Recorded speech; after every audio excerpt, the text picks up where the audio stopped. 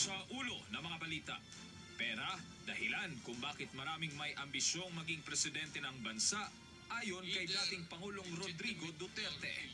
Opportunity to amass, not to make, to amass wealth. Either legitimate or illegitimate. It's an opportunity wide open for anybody who is enterprising and would want to amass. FPRRD mapipilitang magbalik sa politika sakaling patalsikin sa pwesto si Vice President Sara. Desisyon ng dating Pangulo, susuportahan ng pamilya ayon kay VP Sara. Pilitan ako, it's either I run for senator or I will run for vice president. FPRRD muling hinamon ang mga kongresista na ilabas ang kanilang libro. Ngayon, gusto ko nga malaman, sabi ko nga, open the box.